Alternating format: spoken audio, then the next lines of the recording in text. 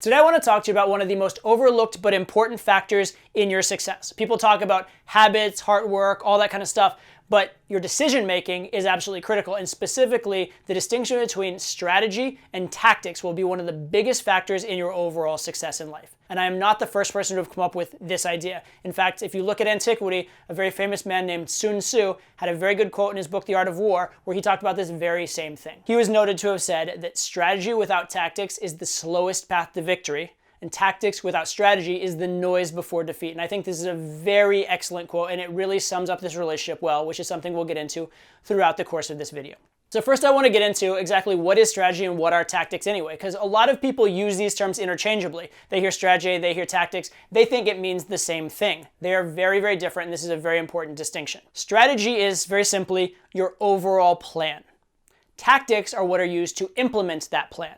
So strategy is what you're trying to accomplish. Tactics are the tools, tricks, techniques, ideas that you use to achieve that end. Whenever I'd sit down at a poker game when I used to play professionally, I would look at how the table is playing. If there are a lot of players playing way too many cards and putting way too much money in the pot with those cards, what I would do is I would play fewer hands, I would play only with the best hands, and I would put a lot of money in with the best hands.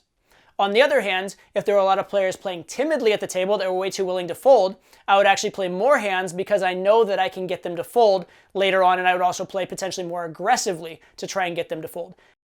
And that overall strategy of, am I going to play a few hands and try and turn over the best hand at the end? Or am I going to try and make them fold so nobody turns over hands, is the key element to my success at that table. Now, how I play each individual hand absolutely matters, but my overall strategy for the session, am I going to win by showing down the best cards, or I'm going to win by bluffing, getting them to fold, is actually probably a bigger overall factor of my success than any individual tactical decision I might make in any particular hand. So this is all well and good, but how can you apply this to your life? Well, there's a couple things. Number one is where you put your energy and where you put your focus. So if strategy dominates tactics, if strategy is more important than tactics, you should spend a decent amount of your energy, attention, focus, decision-making power on strategy. However, most people spend their time and energy on tactics.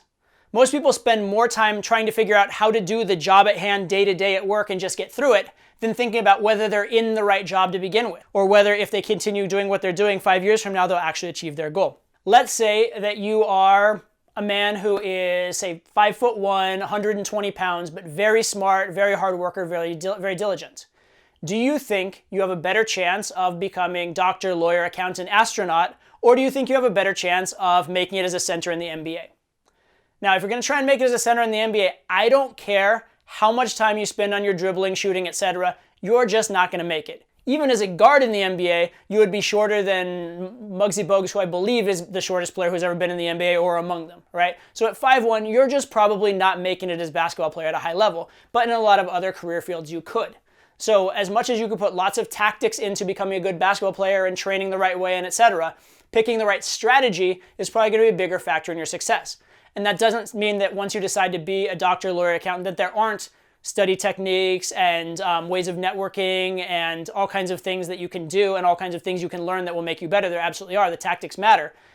But having the right strategy gives you a chance of success, whereas having the wrong strategy leaves you almost no chance of success. And if you have the right strategy, even with suboptimal tactics, you're likely to achieve at least some success. Final kind of example for this that really highlights it is if you want to look at investing, right? There's all kinds of tactical moves in investing. Should I buy this one stock? Should I buy that stock? Should I try and time this or time that or time the other or do whatever, right? And all of that will make a difference in your results, absolutely.